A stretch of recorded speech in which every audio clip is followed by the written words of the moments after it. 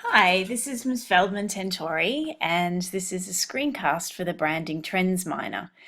I have already given this lecture on the 10th of February, but I promised that I would do a quick screencast because we didn't get through everything, and for this week, the week 2 of the 3-week module, we're going to this event, the Summer Source event. So just to give you a bit of a recap and some more information, these exact slides are on Blackboard already under digital content. So here you can see week 1 slides. And as I explained, I was trying to organize this thing so we didn't get through everything. So I'll just do a quick recap if I can open this up. So firstly, we had the overview. So we've already been through this on the 10th. We talked about that there are different digital trends happening, a lot going on. So this was a list from Forbes in 2015. I also asked you to take a look and see what you thought might have changed and what was a good prediction, and if anything has changed. You may like to explore one of these for your essay, but we won't go into too much more detail in this module because there's just way too much to cover. There's wearable technology, there's drones, there's 3D printing, a lot of really exciting stuff happening. Virtual reality, not many of you tried it out in the Innovation Playground, but I think this is pretty cool. I also tried to stimulate you to think about where to find trends. So a few different places I keep up are with events. So there's TNW, different websites, and I urge you to find a few places in industries that you're interested in and follow blog posts or try and get to some conferences if you can to keep up with stuff. And that's exactly why I've planned this trip that we're doing on Friday the 17th, so that you can hear from organizations themselves what they're doing. And your predictions. So with research as well, I was encouraging you to make sure that you use academic journals for some research. Being in a University of Applied Sciences, we also are very practical, so you can look at different industry websites, but just make sure that you do some research. I know that in this class we've got, I love that there's, I think, 15 different nationalities in a group of 25 students. So you're going to have been taught this completely, well, fairly differently, I imagine. But what I see with some of our students is that they'll make quite broad statements in essays and that kind of thing, but not back it up with any kind of research. So there's lots of different I can't think of the word, the methods to reference. So there's Harvard style. I'm not sure which one we're using in this module for the essays. Ms. van der Ven will have it clear, but make sure that you refer to information. It's also plagiarism if you're taking ideas and not actually referring, which is a serious offence in any university. But make sure that you take some time to research and back up your statements, and you'll get lots of new ideas when you're researching as well, which will make any work that you do a lot stronger. Then we went into digital content. We explained why this was the trend that we're focusing on. It's a necessity for big brands, for startups, for not-for-profits, governments, individuals, everyone really. It is important because it levels the playing field. It gives everybody a voice, regardless of the size of the organization, whereas in the past with marketing, you needed a huge budget to get out there and share your story. If you learn how to create digital content well, you can take part in conversations and get attention.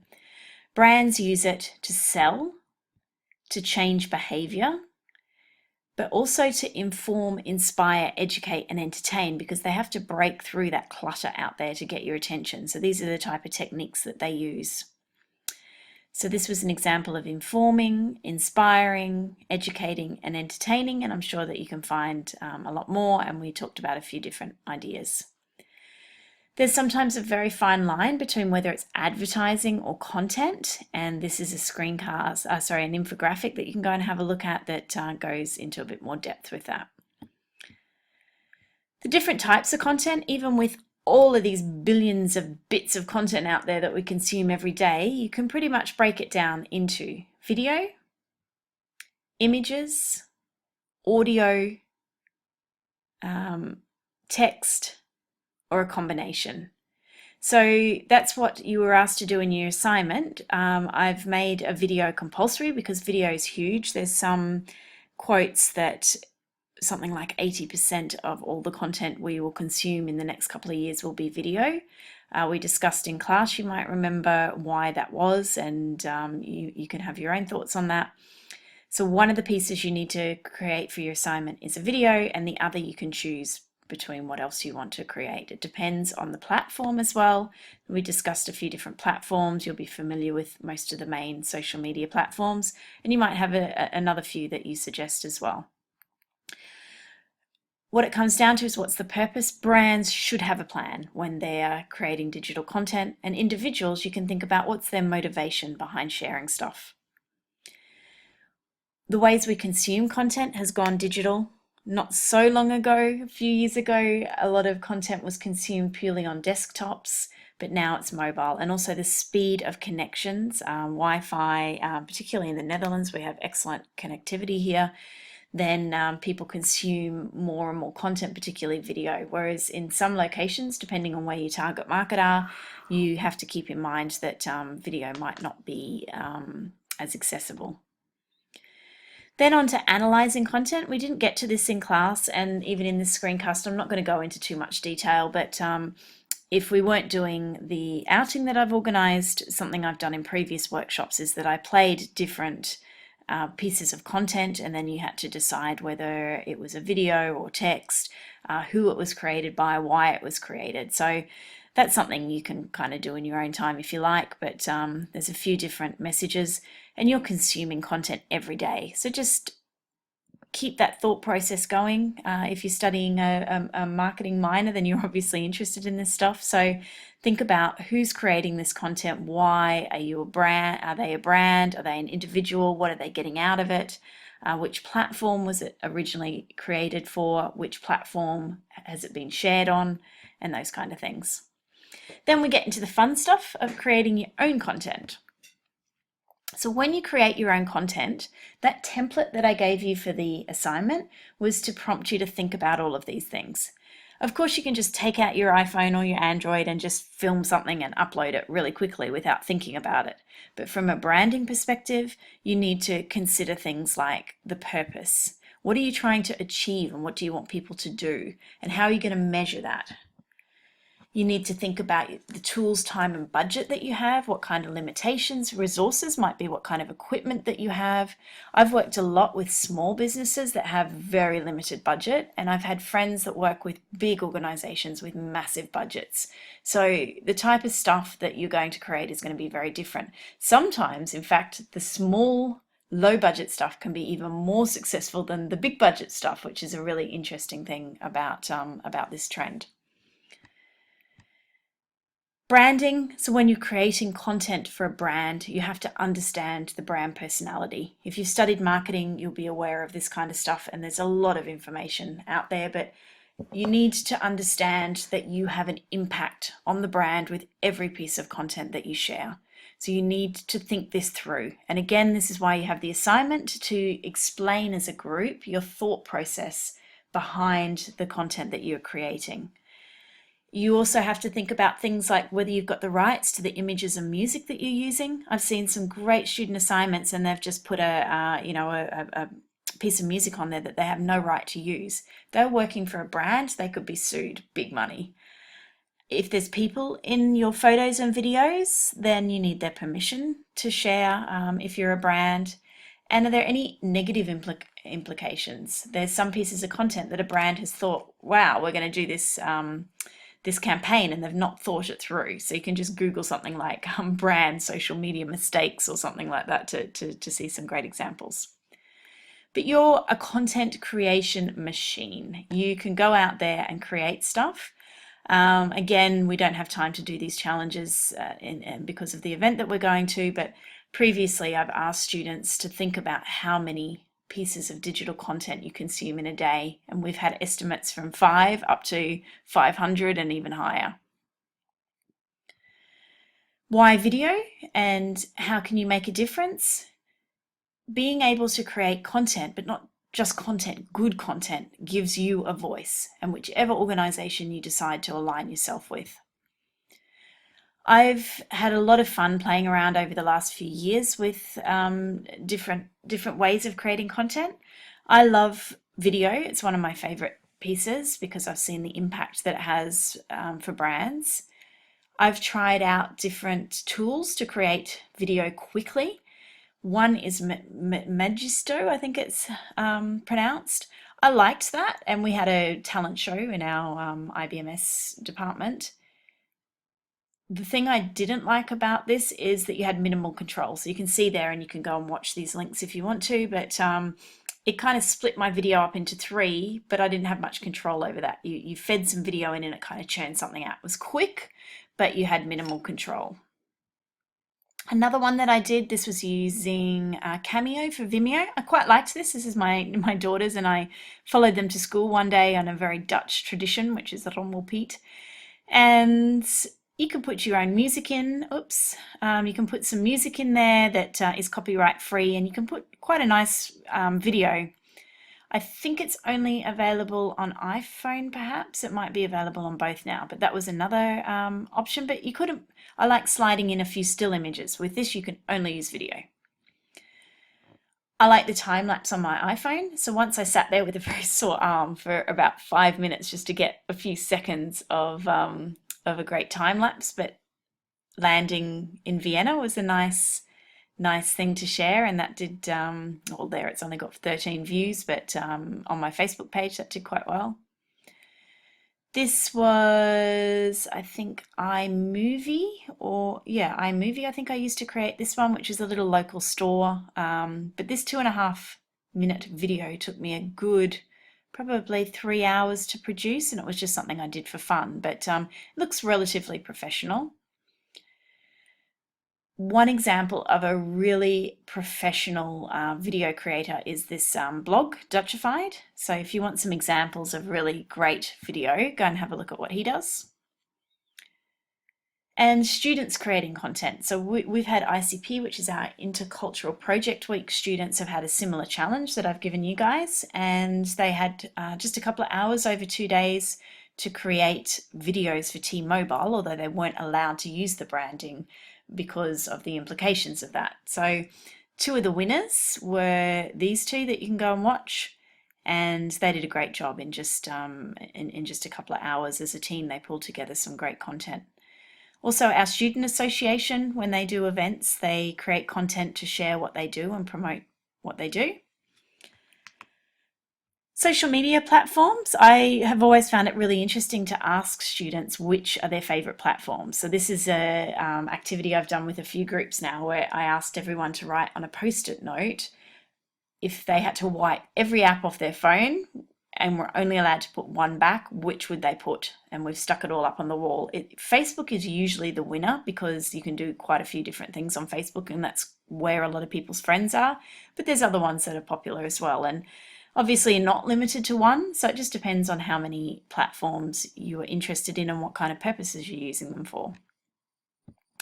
So with the assignment, you've already been allocated this in the print copy. It's been on Blackboard for a little while, and hopefully you'll all be very familiar and well underway. As I speak now, you should all have your drafts up on Blackboard.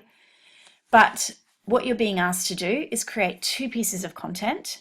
One video of 1 to 2 minutes long, and one other piece of content, which can be an image, it can be other students have written blog posts, whatever other kind of content. You have the choice between the Hague University of Applied Sciences or the hagueonline.com, and we would like both the piece of content, which hopefully, if it's good enough, we can share on the actual channels, and a report of your thought process behind that.